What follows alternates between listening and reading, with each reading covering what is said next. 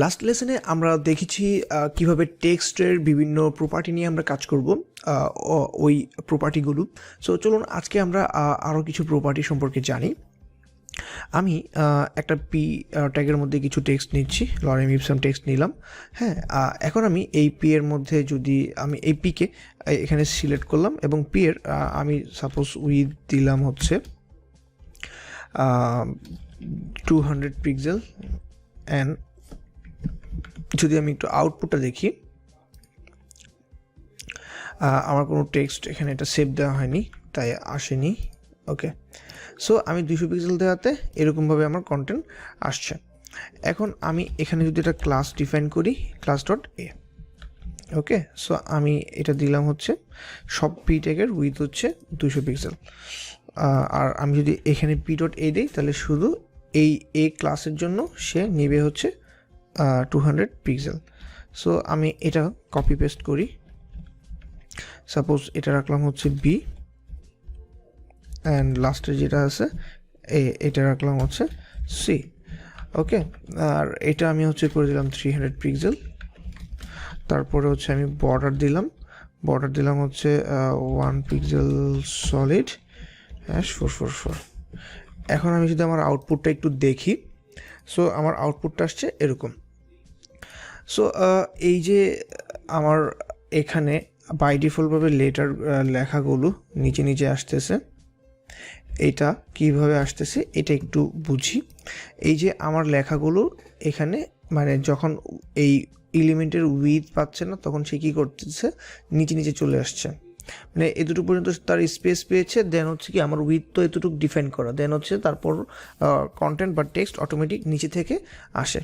এখন আমরা যদি হোয়াইট স্পেস নামে আমাদের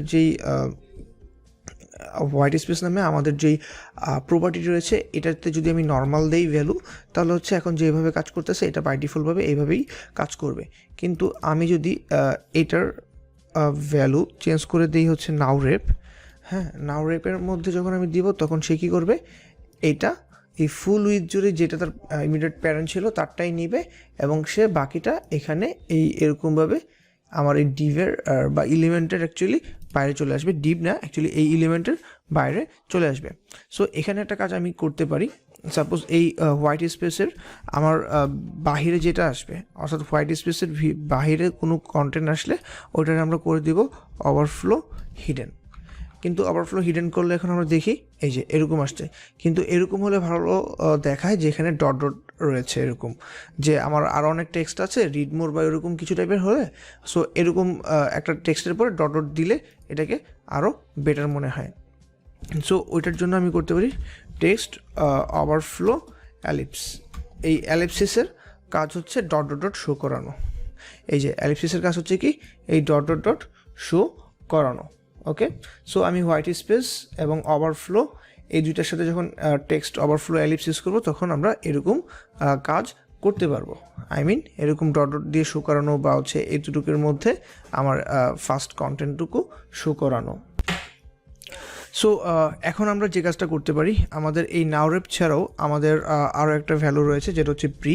আমি যদি এইটা এখানে একটু এইভাবে লিখি, আমার এখানে এন্টারটেক রয়েছে, এখানে এইভাবে এন্টারটেক দিয়ে রাখছি আমি, এইভাবে আমি এটা লিখলাম, সাপোজ এরকম 3 লাইন টেক্সট লিখলাম।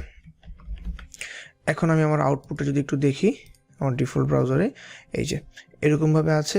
এখন আমি যদি এখানে প্রি ইউজ করি, এই হোয়াইট স্পেস প্রি দিলাম, এখন আমি আমার আউটপুটটা দেখি, এই যে প্রি দেওয়ার পরে কি হয়েছে, আমি এইটা এই ঠিক এখানে যখন 3 লাইনে লিখেছি, সেও কি করেছে, এটাকে 3 লাইনে নিয়ে আসছে এবং ডট ডট ডট প্রতিটা লাইনের শেষেই সে আলাদাভাবে দিয়েছে। ওকে, সো এটা গেল প্রি দেওয়ার কারণে। যদি আমি আবার প্রি লাইন দিই, সো তখন আবার কি হবে, এটার জন্য আবার আউটপুটটা আমি একটু দেখি। এখানে সে যখন প্রি লাইন দিয়েছি, যেমন আমি এলিটের পরে এন্টার দিয়েছি এবং এখানে এই ভেনিয়ামের পর এন্টার দিয়েছি, সে ঠিক ওই এন্টার অনুযায়ী যেখানে যেখানে আমি নিচে আনছি এন্টার ধরে ওইভাবেই সে হচ্ছে কি আমার এই টেক্সটটাকে ওইভাবে রিপ্রেজেন্ট করেছে। সো এইভাবে আমি হোয়াইট স্পেসের ভ্যালু দিতে পারি, প্রি নাউরে প্রি লাইন, হ্যাঁ, এই জিনিসগুলো। তারপরে হচ্ছে ওভারফ্লো, হিডেন, এলিপসিস, এগুলোর মাধ্যমে আমি আমার এই টেক্সটগুলোকে আমাদের নিজেদের মতো করে বা ক্লায়েন্টের রিকোয়ারমেন্ট অনুযায়ী বা প্রয়োজন অনুযায়ী সাজাতে পারি। ওকে, বাট আমি যখন এখানে প্রি লাইন দিচ্ছি তখন কিন্তু আমার এলিপসিসের এই ডট ডট ডট শো করছে না, C dot dot dot show করছে না। ওকে, সো টেক্সট ওভারফ্লোতে এই এলিপস রয়েছে বা ক্লিপ রয়েছে, আমরা চাইলে ক্লিপ বা এলিপস ইউজ করতে পারি, আর বাই ডিফল্টভাবে ক্লিপ থাকে। সো গাইস, এই লেসনটি এই পর্যন্তই থাকছে। ভালো থাকবেন সবাই অ্যান্ড বেশি বেশি প্র্যাকটিস করবেন। আল্লাহ হাফেজ।